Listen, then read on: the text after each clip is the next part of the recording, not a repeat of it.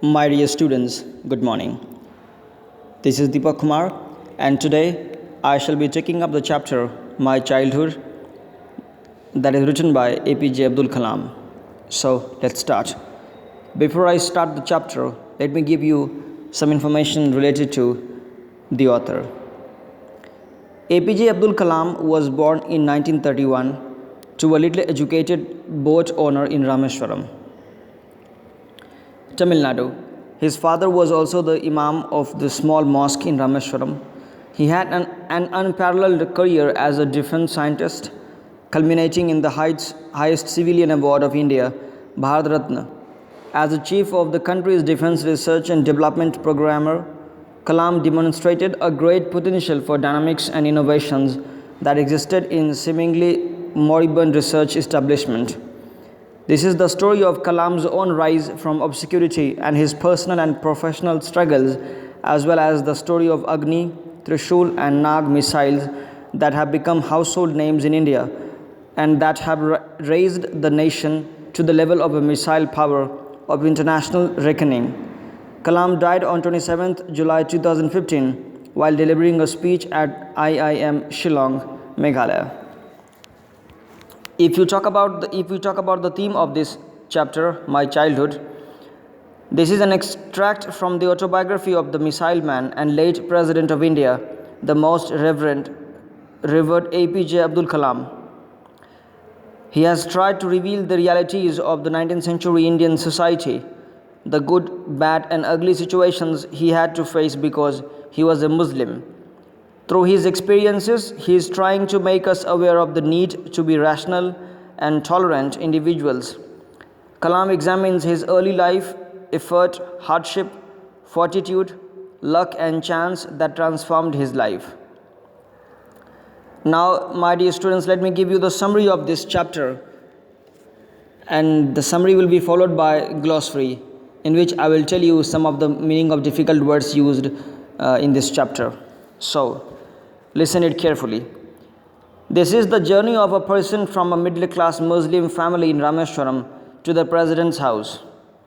The journey of APJ Abdul Kalam was not smooth. He had to struggle and face several challenges as he moved ahead in his life.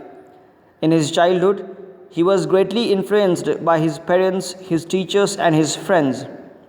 His father, Jainul Abdin, was not educated, but he was a very generous and kind person. He was not rich, but provided a secure childhood to Abdul and his brothers and sisters. Abdul inherited the qualities of honesty and self-discipline from his father, and faith in goodness and deep kindness from his mother. Kalam earned his first wages by helping his cousin, Samsuddin, who distributed newspapers in Rameswaram. He had three close friends, Ramananda Shastri, Arvindam, and Shiva Prakashan. They were all belonging to Orthodox Hindu Brahmin families. In the story, he speaks about a very unfortunate incident that affected him and his friends very badly.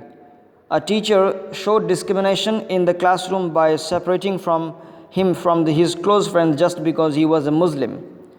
The problem was resolved by Ramananda's father, the chief priest of the Rameswaram temple. Abdul was also greatly influenced by his science teacher, Siva Subramania Iyer. He learned the lesson of breaking social barriers from him. Iyer invited him to his home for a meal. His wife was an Orthodox Brahmin who refused to serve food to a Muslim boy in her so-called ritually pure kitchen. Iyer served him with his own hands and sat down beside him to eat his meal. He convinced his wife to serve meal with her own hands and thus was successful in changing the conservative attitude of his wife. For higher education, he sought permission from his father to leave Rameswaram and study at the district headquarters in Ramananthapuram. His father said, "Abdul, I know you have to go away to grow. Does the seagull not fly across the sun alone and without a nest?" To his hesitant mother, quoting Khalil Gibran, he said, "Your children are not your children. They are the sons and daughters of life's longing for itself. They come through you, but not for you. You may give them your love, but not your thoughts, for they have their own thoughts. Students, now let me give you the meaning of some difficult words. NCERT page number 68. Generosity of spirit, the openness and willingness to share our gifts, both emotional and material, freely with others. Undistinguished, lacking distinction, unexceptional, ancestral love, belonging to or inherited from an ancestor or ancestors, hereditary. Next is inessential, not absolutely necessary. Luxuries means things that provide a state of great comfort or elegance. NCERT page number 69. Erupted, broke out. Anna, former monetary unit of India equal to 1/16th of a rupee. Isolated, secluded, unreachable. Next is emergency, a serious, unexpected, and often dangerous situation requiring immediate action. Casualty, a person or a thing badly affected by an event or a situation. Suspension, delay, stay, stop, prevent. Next is surge of pride, a strong rush of satisfaction, happiness, gratification. Orthodox, conforming to the traditional or generally accepted rules of religion, philosophy, or practice. NCERT page number 70. Catering, here, provide with what is needed or required. NCERT page number 71. Accordance, in a manner conforming with social ranking, a position or status according to the caste, creed, money. Utterly, absolutely. Downcast, to feel sad, upset, shattered. Lasting impression, which produces a long-term effect on someone.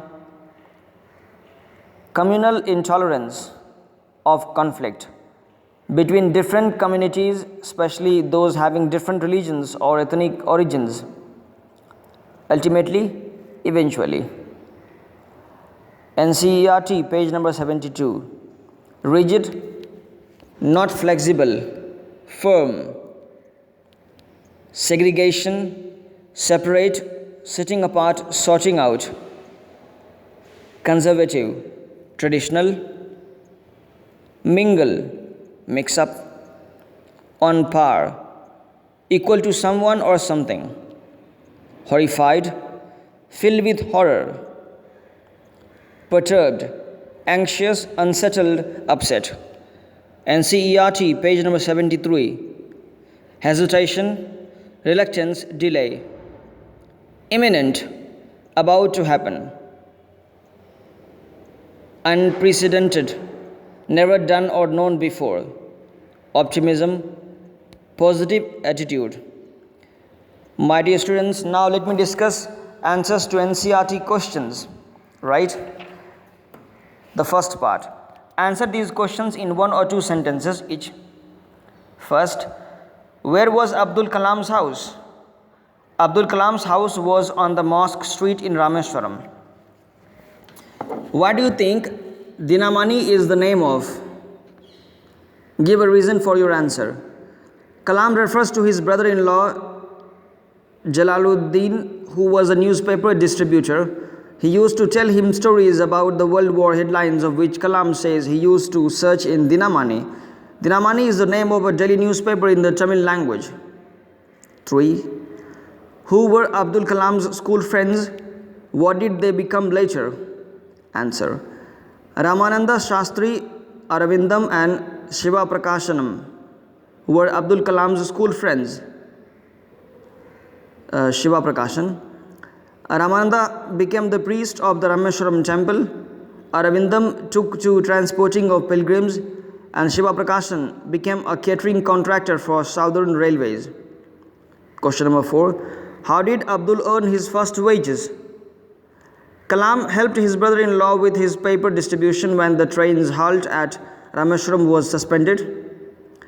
He had to catch the bundles as they were thrown out of the running train. This was how he earned his first wages. Had he earned money before that? In what way? When he was around 8 years of age, there was a sudden demand for tamarind seeds. He would collect the seeds and sell them to a provision store at Mosque Street. This was his initial attempt at earning money that fetched him about 1 anna. My dear students, in the next audio content, I will provide you answers of second part. Answers each of these questions in a short paragraph, 30 words. Okay? Thank you very much for listening to the content. Thank you.